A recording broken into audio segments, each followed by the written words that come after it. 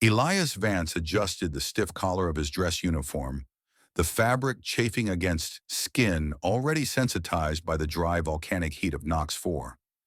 He looked up at the obsidian spires, those jagged needles of rock piercing a violet sky, and felt a familiar hollow ache.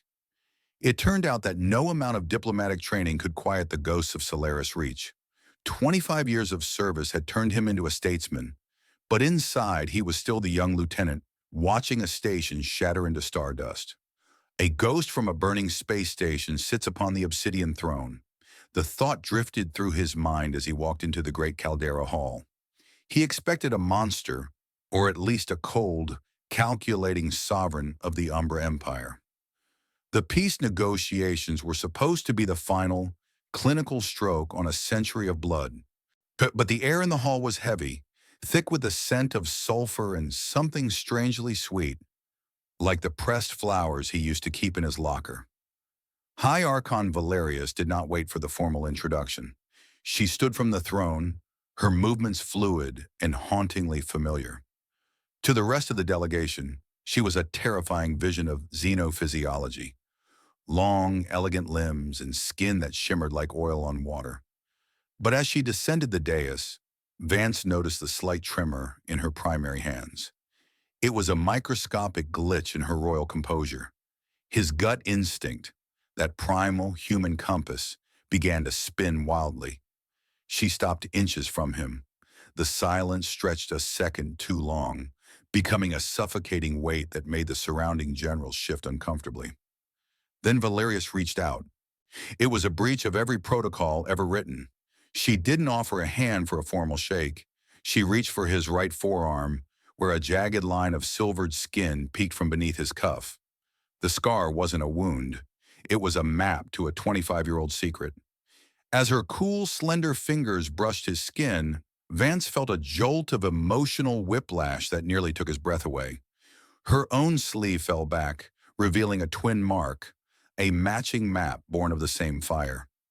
Ironically, the galaxy had spent decades trying to teach them that they were opposites, that their biologies were incompatible, and their interests were warring. Yet in that moment, the cultural static of two empires faded into a low hum. Valerius's breathing hitched, a soft, clicking sound that echoed in the cavernous room. Her scales flushed a deep, out-bruised purple, a physiological reaction Vance remembered from the dark corners of a doomed station. It was a soul-binding recognition. He realized then that the resilience of personal connection against institutional trauma was more powerful than any treaty.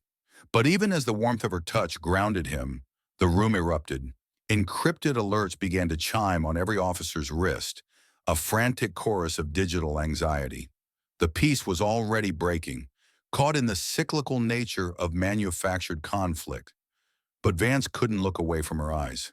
He held her hand with that terrifying human capacity to care, ignoring the weapons being drawn around them. The sub-spires were silent, the air smelling of ancient dust and forgotten prayers. Valerius moved through the shadows with a grace that felt like a song Vance had forgotten how to whistle. They didn't just bring a treaty, they brought a love story that threatened to burn two empires down. It turned out that the intelligence feeds were rigged, a mirror image of greed reflected in two different languages. As they scrolled through the data, their shoulders brushed, a brief contact that sent a jolt of electricity through Vance's tired frame. To an outsider, it was a breach of royal space. To them, it was the tether they had been reaching for through a quarter-century of void. The flickering holographic displays cast a bluish hue over Valerius's face, highlighting the delicate ridges of her brow. Vance watched the way her secondary heart hammered against her chest plate, a frantic, rhythmic plea for safety. One, he didn't think about the fleet in orbit or the political fallout of his presence here. He thought about the ways she used to share her nutrient packs when the air recyclers failed on the Reach. In fact, the struggle of identity versus duty felt like a physical weight, a choice between the heavy armor they wore and the people they had been before the fire. He was a captain and she was an archon, but in the dim light of the spires, they were simply two ghosts who had grown tired of haunting the same wreckage. They forced their way back into the hall, not with weapons, but with the raw, jagged truth of their shared survival. Peace is the only thing more dangerous than the war that preceded it, and they stood at the center of that danger like twin stars. When the screens flickered with the edited footage of their secret meeting, Vance didn't shout. He didn't offer a grand theatrical defense. He simply stepped closer to Valerius, his hand finding the small of her back. A human gesture of grounding that seemed to baffle the Umber Guards. Her skin was warm, vibrating with a low-frequency hum that he could feel in his own bones. The air in the chamber seemed to thin, leaving only the sound of their combined breathing. The orbital bombardment began as a series of distant muffled thuds, like the footsteps of a giant walking across the sky. But something shifted in the communication channels. Surprisingly, the pilots above Nox 4 weren't following orders. They were listening to the unfiltered feed Vance had patched through. The hegemony and Umbra pilots, usually separated by a void of institutional hatred, had found a common ground in the sight of two leaders refusing to let go of one another. The internal shift from soldier to protector happened simultaneously across 1,000 cockpits.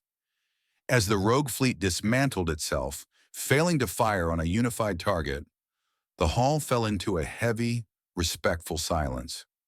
Vance and Valerius stood before the jagged obsidian desk, their pens hovering over the electronic treaty. Her hand was shaking again, her fingers curling toward her palm.